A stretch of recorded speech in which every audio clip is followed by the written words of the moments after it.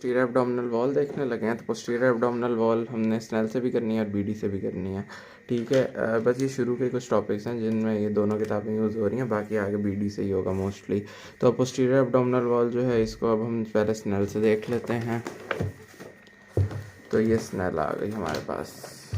अब इस स्नेल के अंदर अगर हम देखें ना, सबसे पहली चीज़ आपको पोस्टीरियर एब्डोमिनल वॉल के ना मसल्स आने चाहिए। ये पोस्टीरियर एब्डोमिनल वॉल के जो मसल्स हैं ना, ये मैंने बीडी से ही लिखे हुए हैं, बीडी से शॉर्ट लिस्ट करके।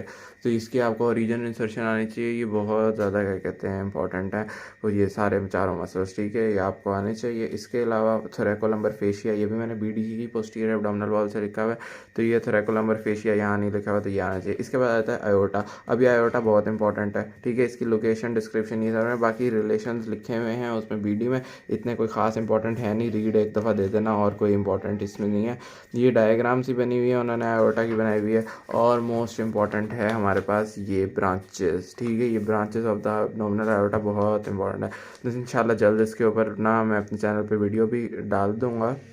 तो ये एब्डोमिनल आयोटा जो है ना, इसकी branches most most most most most important है। ये हो जाएंगी ना तो आपके पास एब्डोमिनल पेल्विस की ब्लड सप्लाई कुछ रह ही नहीं जाएगा। ये चीज़ हो गई। इसके अलावा आपके पास ना नेक्स्ट ना एक्सटर्नल, यही एंड में जाएगा एक्सटर्नल एलिक और इंटरनल एलिक में रहते हैं। इंटरनल एलिक पेल्विस में हम पढ़ लेंगे, ठीक है, बाकी लेकिन ये एक्सटर्नल एलिक वगैरह आपके पास लोअर लिम्ब में हो जाती है, इनकी भी वीडियोज़ आ जाएंगी। उसके बाद हमारे पास इन्फीरियर वेना केवा आ जाती है, ये भी इंपॉर्टेंट है, यहीं से करना है इन्फीरियर वेना केवा ये वाला। और इसका भी ये ट्रिब्यूटरी इसका बहुत इंपॉर्टेंट ये आपके पास दिया हुआ है, तो ये भी आपका हो जाता है। वेना सप्लाई भी मोस्ट यहीं से हो जाती है। ये फिर आपके पास वो inferior mesenteric when, splenic when, ये छोटी छोटी वेन्स हैं। उसके बाद हमारे पास ना ये इसके बाद स्प्लेनिक वेन और इन सब के बाद अब आ जाती है ये सुपीरियर मेजेंटेरिक वेन वगैरह भी, ये सारी चीज़ें ना हम कर ही लेते हैं। इनके पास आपको ना मेजर मेजर ट्रिब्यूटरीज के नाम आने चाहिए होते हैं। पोर्टल वेन जो है ये हम बीडी से करेंगे, वो हम वहीं साथ ही जब ना इससे नेक्स्ट चैप्टर करेंगे उसमें कर लेंगे। इसके अलावा ना लिम्फ नोड्स आ जाते हैं। तो ये लिम्फ नोड्स वेरी इंपॉर्टेंट, आपको पता हो कि लिम्फ नोड में ड्रेन कौन से लिम्फ नोड में क्या करता है, ठीक है। ये अगर यहीं से कर लोगे ना तो आपको अलग अलग जब ऑर्गन्स कर रहे होगे ना तब आपको मसला नहीं होगा याद करने में कि कौन से में कौन सा जा रहा है। तो pre aortic nodes, para aortic nodes के अंदर ये इनका बताया हुआ है। इसके अलावा इनके ना ड्रेन ये कौन कौन सी चीज़ों को करते हैं वो बताया हुआ है, तो ये आना चाहिए। फिर ये प्री आयोटिक और पैरा आयोटिक जो है ना, ये किस तरह आपके पास आगे सिस्टर्ना कायली से होते हुए आगे थोरेसिक डक्ट तक पहुँचते हैं वो बताया, और इस तक पहुँचते एक्सटर्नल एलिक और internal iliac common iliac nodes के थ्रू होते हुए इन तक पहुँचते, तो ये सारे आपको फ्लो का पता हो। फिर आ जाते हैं nerves of the posterior abdominal wall. तो इधर आपके पास एक तो लंबर प्लेक्सस होता है, ये वही आपका लोअर लिम्ब वाला है लंबर प्लेक्सस, इसको देख लेना। उसके बाद ये यहीं पे ये वो ना लंबर प्लेक्सस दिया हुआ है। इधर लंबर प्लेक्सस के ना अंदर आपको ये ना इसका रिलेशन श्वास मेजर मसल से ना बहुत बताया जाता है, तो इसलिए ये श्वास मेजर का रिलेशन इनसे देख लेना। यहीं पे आगे जेनेटोफेमोरल नर्व की दोनों ब्रांच वो बताई हुई हैं, जेनेटल ब्रांच भी और फेमोरल ब्रांच भी, तो वही क्रेमास्टेरिक रिफ्लेक्स यहाँ पे दोबारा बताया। फिर सिंपैथेटिक ट्रंक हो जाता है आपके पास ना, क्योंकि ऑर्गन्स जो है ना मोस्टली उनको ना सिंपैथेटिक और पैरासिम्पैथेटिक सप्लाई जाती है। पैरासिम्पैथेटिक तो हमें पता है कि डायरेक्ट क्रेनियल नर्व 10 वेगस से जा रही होती है मोस्ट को है।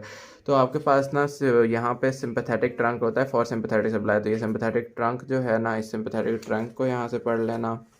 फिर ये लंबर प्लेक्सस जो है ना, ये इसकी ना लंबर प्लेक्सस की डिस्ट्रीब्यूशन इन्होंने बताई हुई। अच्छा, ये ना आया था सवाल पास्ट पेपर के अंदर प्रॉफ में कि ना बताएं आप nerves of the posterior abdominal wall. अब जो nerves of the posterior abdominal wall है ना, तो ये पास्ट पेपर में भी की टू है, उसमें वैसे ये टेबल बना हुआ है। तो ये इस तरह करके टेबल है ना, ये मैंने शायद KLM से बनाया था, ठीक है, कि ना ये पोस्टीरियर एब्डोमिनल वॉल की सारी जो नर्व्स हैं ना उनकी उन्होंने कहा था रूट वैल्यू भी बताएं, उसका रिलेशन बताएं साथ में ना, यानी उसकी लोकेशन बताएं, और उसके अलावा आपके पास ना उसके डिस्ट्रीब्यूशन बताएं। तो ये आपको ये ना nerves of the posterior abdominal wall के नाम से ये आना चाहिए।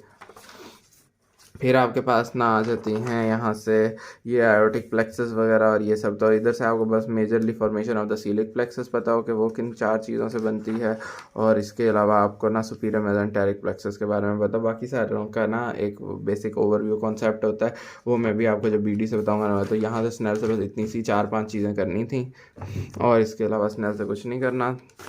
बाकी आ जाती है BD, उसका बताता हूँ मैं। हाँ जी, तो BD का ये पोस्टीरियर एब्डोमिनल वॉल वाला ये चैप्टर है। इसके अंदर से खैर ये एब्डोमिनल आयोटा वहाँ से कर चुके हैं, इसलिए करने की ज़रूरत नहीं है बिल्कुल भी।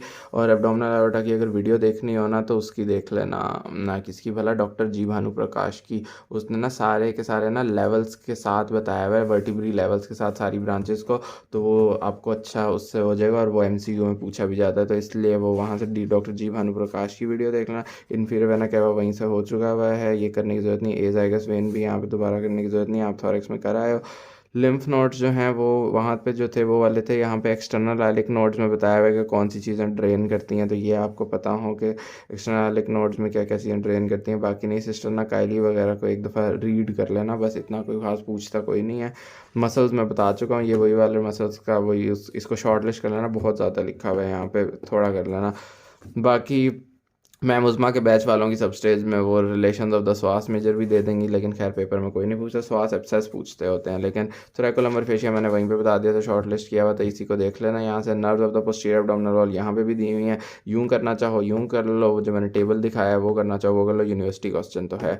फिर आगे ऑटोनॉमिक नर्वस सिस्टम में से एक तो वही सिंपैथेटिक चेन जो मैंने बताई थी, वो उसी सिंपैथेटिक चेन से आगे फिर उसके गैंग्लियास वगैरह होते हैं, इसका कॉन्सेप्ट बेसिक ले लेना। बाकी इन प्लेक्सेस के सिर्फ नाम याद कर लेना, और वो भी ना डिफरेंट ऑर्गन्स में, क्योंकि जिस तरह देखोगे टेस्टीज हैं तो उसके लिए टेस्टिकुलर प्लेक्सस होगा, ओवरीज हैं ओवेरियन प्लेक्सस हो जाएगा। इसके अलावा ना वो इंटेस्टाइन्स के लिए superior mesenteric plexus, abdominal iota के गिर्द वाला एब्डोमिनल आयोटिक प्लेक्सस, इसके अलावा इंफीरियर मेसेंटेरिक प्लेक्सस, तो ये आसान से होते हैं। ये सुपीरियर हाइपोगैस्ट्रिक प्लेक्सस और ना इंफीरियर हाइपोगैस्ट्रिक प्लेक्सस, ये भी हमारी सब स्टेज में मैम उज़मा ने दिया था, तो ये आपको पता हो। उसके अलावा आपके पास ना नेक्स्ट आ जाता है, ये इधर से कुछ इतना कोई ख़ास इंपॉर्टेंट है नहीं, बस यहाँ से ये रेफर्ड पेन देख लेना, रेफर्ड पेन पूछ लेते होते हैं काफ़ी ज़्यादा, बल्कि रेफर्ड पेन पूछते होते हैं। बाकी ना अब उन्होंने ना यहाँ पे बताई हुई है लेयर्स की, किस तरह ना लेयर, जैसा मैंने ओरिएंटेट करने का कहा था ना, सबसे ऊपर ये होती है एंटीरियर एब्डोमिनल वॉल, फिर ये वाले ऑर्गन्स आते हैं, फिर उसके नीचे ये वाले ऑर्गन्स आते हैं, फिर नीचे ये आते हैं, फिर पीछे ये, और एंड में पोस्टीरियर एब्डोमिनल वॉल इस तरह आती है। तो इस तरह ही करके आपने चीज़ों को करना होता है। तो इस तरह ओरिएंटेट करके अभी आपके पोस्टीरियर एब्डोमिनल वॉल भी कंप्लीट हो गई है। अब इंशाल्लाह हम नेक्स्ट फिर इसके बाद जो देखना होगा वो हमारे पास नेक्स्ट चैप्टर जो इसके बाद करना होता है ना, वो करना होता है ब्लड वेसल्स ऑफ जीआईटी, और ये बीडी से ही करना होता है, इसका मैं बताता हूँ।